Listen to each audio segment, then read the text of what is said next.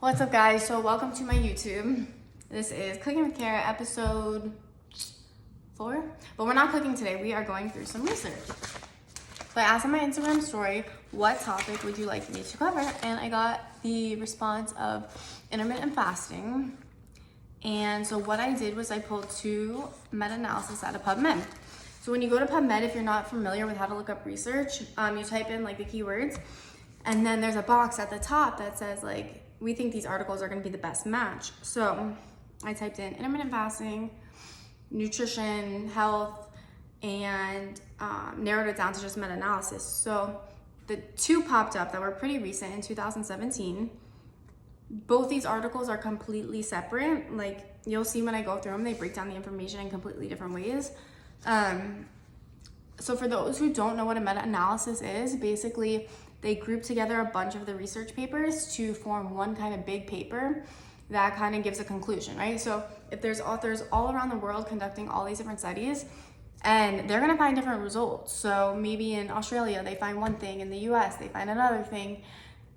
So they'll take, 15, 20 studies, group them together, and then come to a conclusion. They'll like put all the stats together. So hopefully we can get some answers. So I'm talking too fast. So with that being said,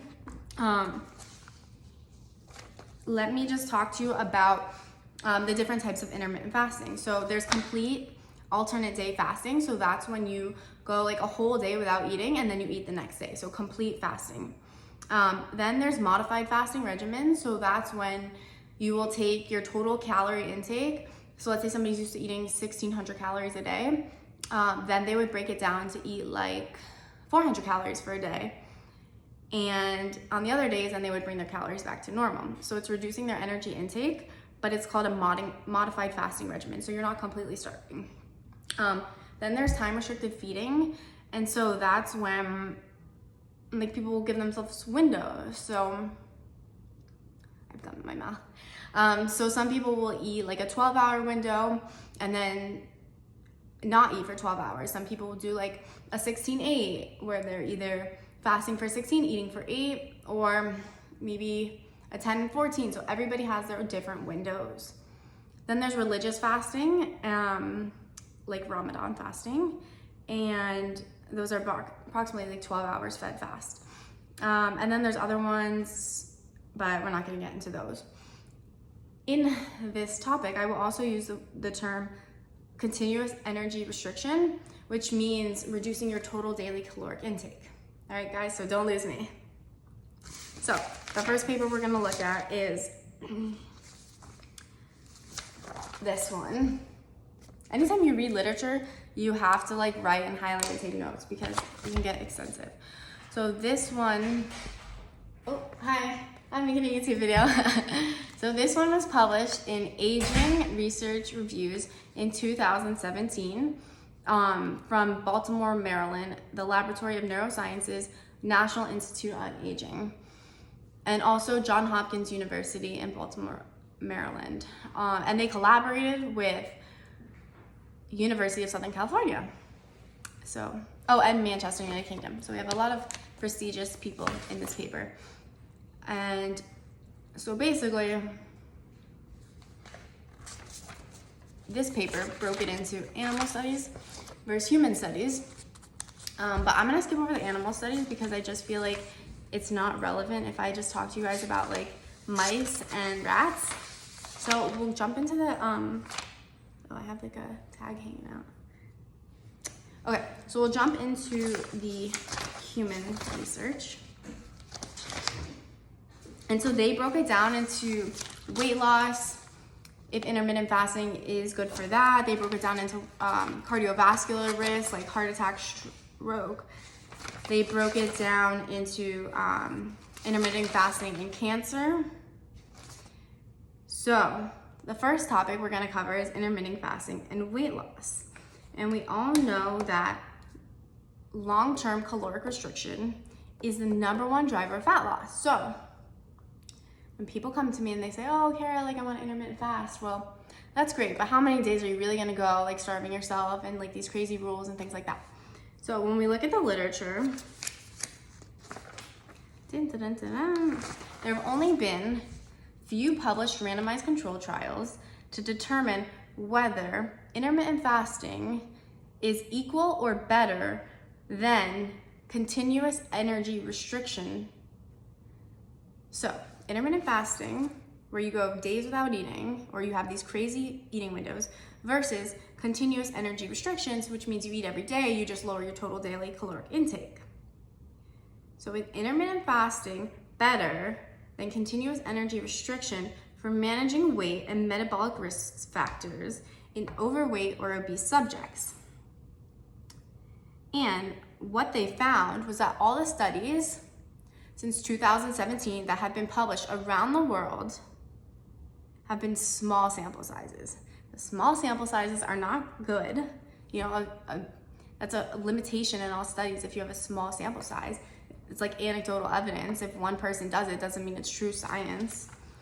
So the sample sizes were small, and what they found was there was reported equivalent weight loss between those who are intermittent fasting and those who are on continuous energy restriction. So basically, it doesn't matter if you interfast. What matters is that you lower your total daily caloric intake over a long period of time. So you create that calorie deficit, and that's the driver of fat loss. So if somebody thinks that going days without eating is gonna be better and then they binge on the other days, to me, that sounds like setting somebody up for an eating disorder, and the literature is in agreement with me. However, there has been one study in 2013 by Harvey et al. I'm not sure where this was from, but that showed that same thing, weight loss was the same. Oh, Ron, someone's at the door.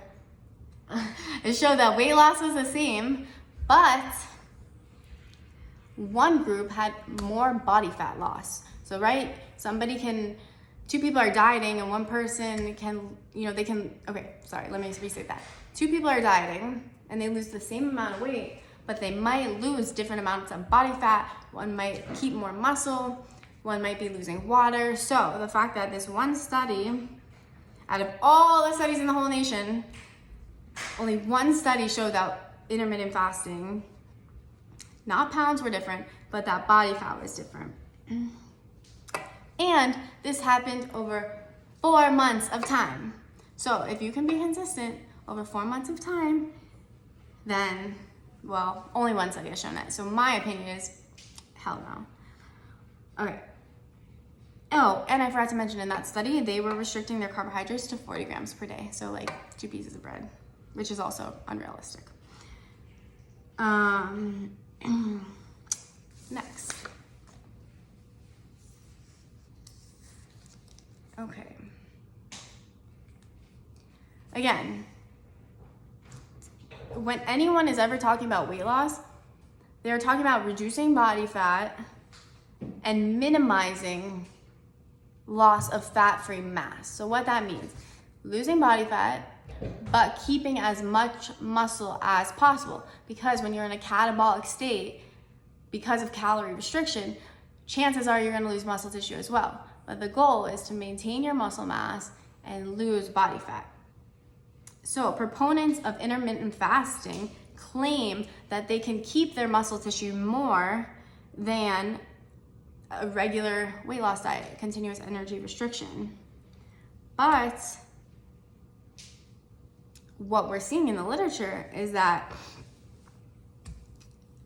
if you do intermittent fasting versus if you do continuous energy restriction, the most important thing for keeping your muscle mass is keeping your protein high. So if the two groups keep their protein high, they're gonna keep their muscle tissue. So it's not intermittent fasting for keeping muscle versus regular dieting for keeping muscle. You have to keep your protein high, and that's what the literature is showing. It says weight loss trials amongst overweight and obese subjects should suggest losses of fat-free mass with intermittent fasting and continuous energy restriction are equivalent and are dependent on the overall protein content of the diet rather than the pattern of energy restriction, which is well established.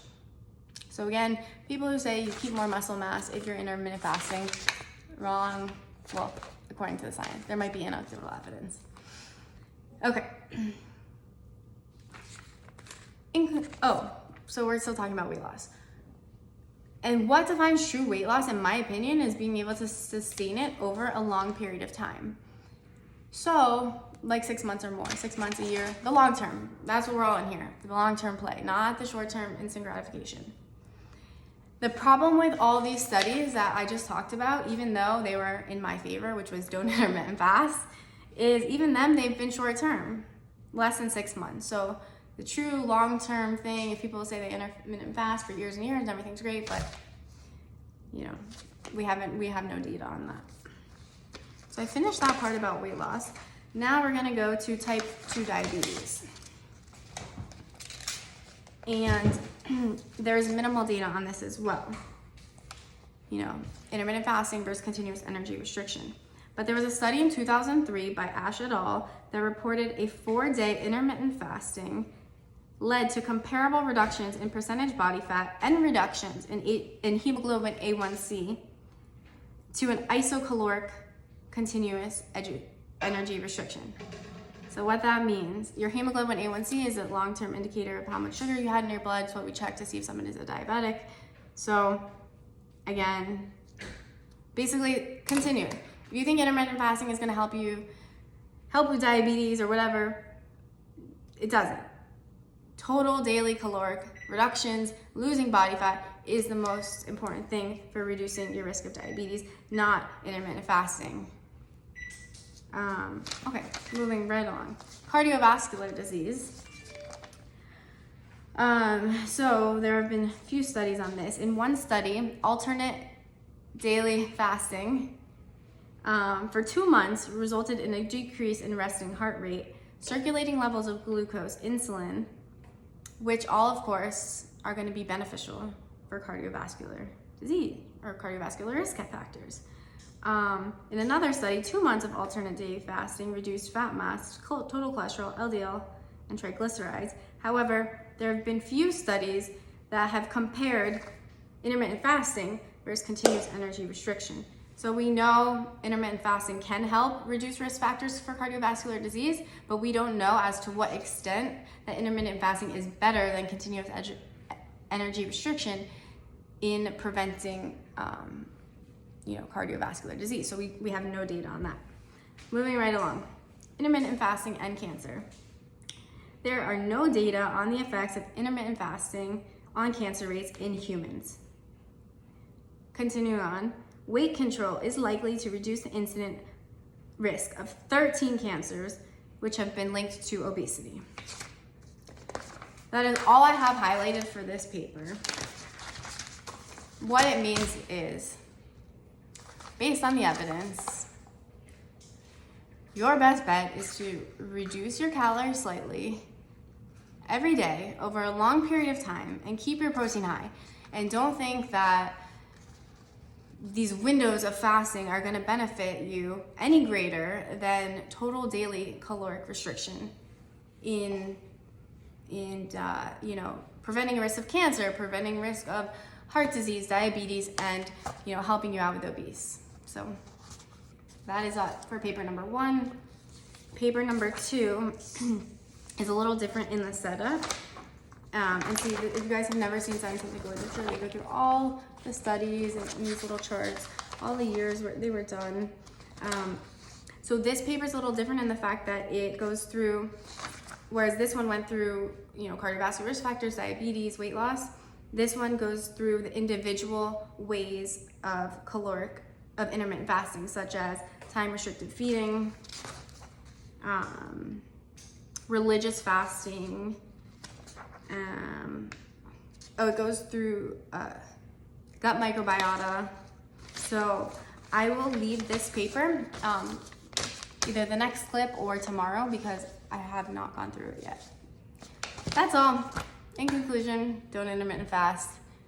Well, you can if that helps you, but you really don't need to. Hi.